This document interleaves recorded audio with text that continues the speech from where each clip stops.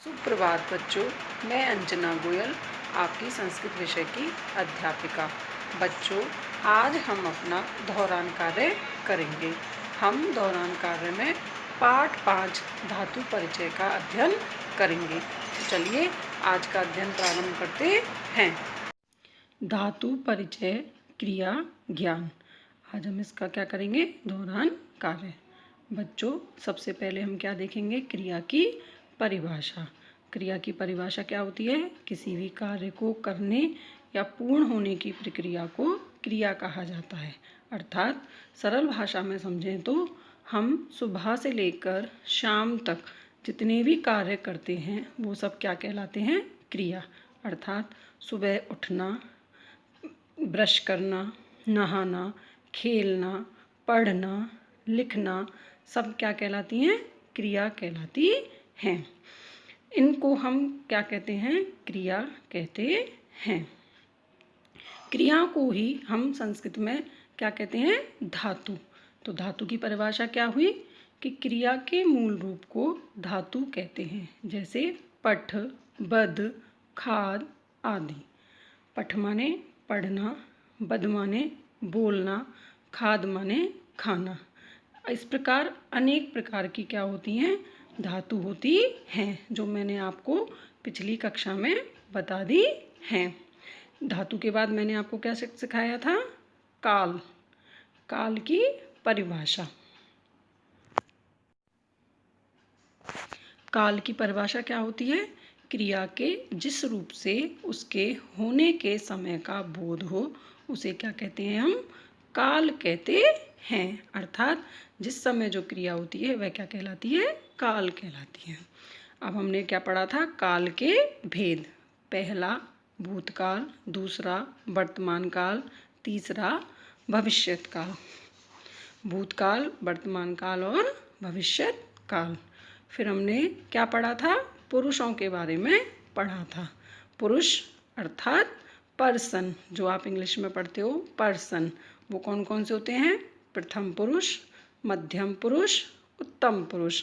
इनके बारे में भी मैंने आपको पिछली कक्षा में बता दिया था।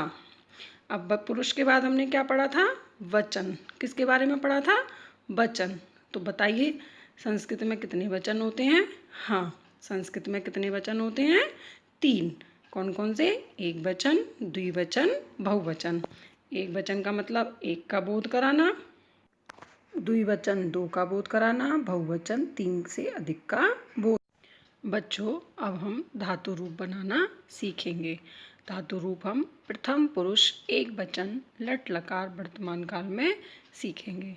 आपको मैंने पहले बताया था प्रथम पुरुष लट लकार यानी वर्तमान काल में हम रूप बनाने के लिए किन किन प्रत्ययों का प्रयोग करते हैं। तो मैंने क्या बताया था? अति, अतः, अंति। धातु में हम क्या लगाते हैं? अति, अतः, अंति। अब हम इन चिन्हों को लट लकार में प्रयोग करना सीखेंगे।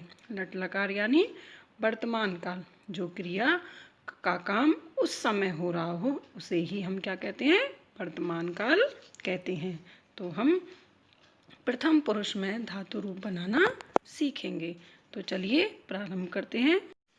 प्रथम पुरुष लट लकार वर्तमान काल। धातु का नाम क्या है? पठ। पठ माने पढ़ना। एक वचन में इसका रूप क्या बना? पठती। पठती माने एक पढ़ता है। पठतः। पठतः माने 2 पढ़ते हैं। और पठन्ति। पठन्ति माने बहुत से पढ़ते हैं। दूसरी धातु है हमारी खेल। खेल माने खेलना। खेलती, खेलता है। खेलतः 2 खेलते हैं। खेलन्ति बहुत सारे खेलते हैं। क्रूद। क्रूद माने कूदना। क्रूदति कूदता है। क्रूदतः 2 कूदते हैं। क्रूदन्ति 3 या 3 से अधिक या बहुत सारे कूदते हैं। अगली धातु है हस। हंसना। हंसती एक हंसती है। हंसतः 2 हंसती हैं। हंसन्ति बहुत से हंसते हैं। अगली धातु है लिख। लिखना। लिखती लिखतः लिखन्ति, एक लिखता है, दो लिखती हैं, बहुत से लिखते हैं। अगली धातु है पत। पत माने गिरना। पतति पततः पतन्ति, गिरता है, दो गिरते हैं, बहुत सारे गिरते हैं।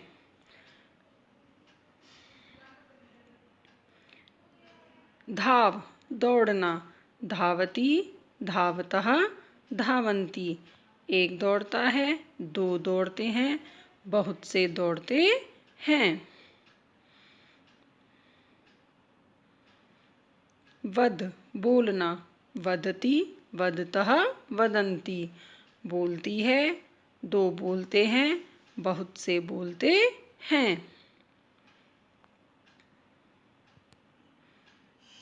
भ्रम। भ्रम माने घूमना।